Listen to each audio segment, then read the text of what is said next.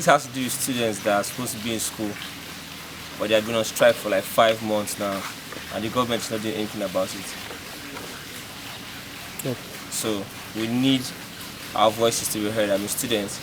At the same time, if you look underneath it, Burna Boy brutality. Yeah, brutality. so we are trying to pass a message to the government and to the people that think that they are above the law at the same time. Okay. You are here now to protest to Ultimate Equal, One Love House. Yes. Okay, let's just go there now. Let's do my conference. Oh yeah, go.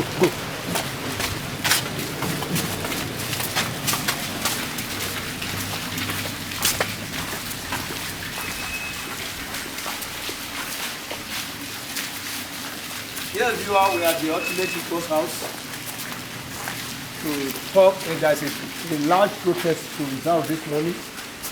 Sir, good to see you, sir. Happy to see you. Good morning. Yeah, morning. We are here with a lot of posters, description, Burna Boy to the caution, end-to-end SARS and killing and brutal killing.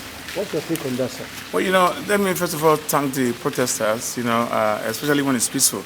Protests are right.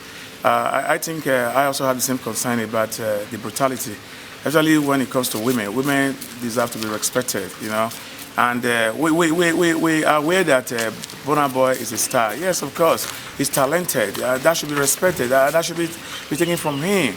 But when the story broke out that they were shooting in Cubana club in Lagos, I think that because Burna Boy was involved and his bodyguard was there, I think by now he should have made some statement to calm the people, to apologize to his fans. But Burna Boy thinks he's bigger than his fans, bigger than Nigeria.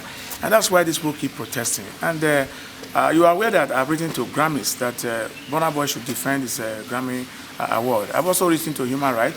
I've written to the Inspector General of Police that the case must be investigated. I want to salute the courage of these young men and women who are doing this today. But coming back again to the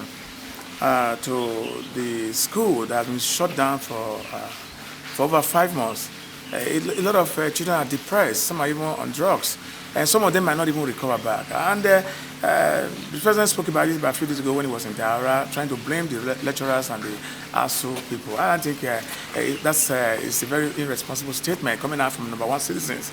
I think because his children are not involved, because most of these people who are the elites of this country, who destroy this country, their children are not here. So those who always suffer it are these people you are saying. And that's what they are saying. They need to go back to classroom. That's enough is enough.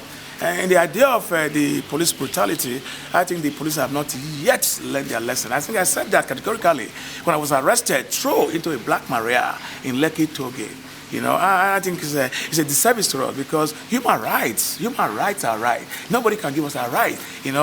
Nobody. It's our right to protest. It's our right to live. It's our right to dignity. It's our right to respect. But again, there are two things that is missing in the equation. Is what has been enshrined in our constitution, that the government must protect our life and property. That's not happening today. And the same government today, APC, are coming back again to bring, for example, somebody that his age is in contention. If you cannot trust a messenger, you can certainly not trust that message. Why would a man, there's a discrepancy that the daughter is 61 years old and he's about 70 years old. It means that he has his daughter when he was 9 years old. So I question that because if you're talking about leadership is about confidence, it's about respect, it's about trust. But without this, you cannot trust a man like that, who cannot even tell us where he attended the school. He cannot tell us where he was born. He cannot tell us, all we know that he was rich. He cannot even tell us how he's made his fortune. I am a Canadian Nigerian. We estray people before we give them our votes. We're going to estray them.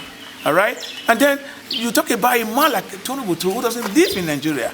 When the NSAS happened, because Tinubu was the owner of the toll gate, he didn't make a comment either to support those who lost their life, either to support the police who lost their life, or the soldiers who lost their life. He was mute.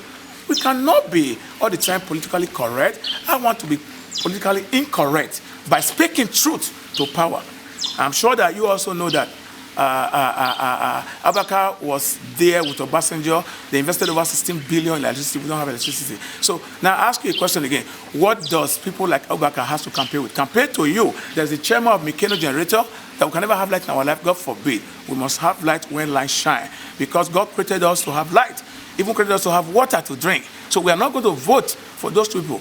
We are going to vote for obedience to change this narrative so that we can have our children go back to school. So I'm not campaigning here for obedience, but unfortunately we cannot avoid speaking about obedience because it's the man now who is the man of the moment. So therefore, I'm saying collectively we must work together so that the lives of Burna Boy can be respecting women.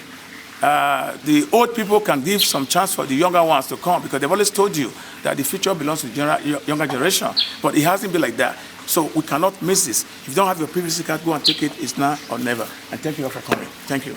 Against Burna Boy. Why are you protesting against Burna Boy? I'm protesting because of the club shooting at Cubana. Burna Boy should respect women's rights. And we are calling on the necessary authorities to take the critical actions, the necessary actions. That's why we're here today. If and only if this your protest didn't go anywhere, what will you do as a person? I will continue until I'm being answered. Your name, please. My name is Melanie Joel. Okay. That's how you have to walk into it as you get the color. Okay. Hello, ma. Good morning. Good morning, sir. Today you are protesting against Yes, sir. Young man, I see what you are writing. Brutal killing. Why are you protesting against brutal killing in Nigeria? The brutality of the persons we're supposed to be protected by is too much.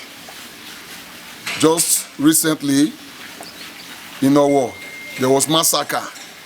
People have left their home to the church for their religious activities, were killed. And again, we are seeing it on daily basis. It should end. Now, police on their own, they kill the poor, they kill the innocent. And we also see where some persons who feel they are already equipped by the government, they cannot do undo. It should end. We are all humans. The shooting at Cubana is an issue to look at. Cubana is not above the law. He should be held responsible for everything that took place in his hotel by Burna Boy and his cohorts. We are saying give every human being equal rights, give every human being equal justice. There should be equity. Burna Boy is not above the law.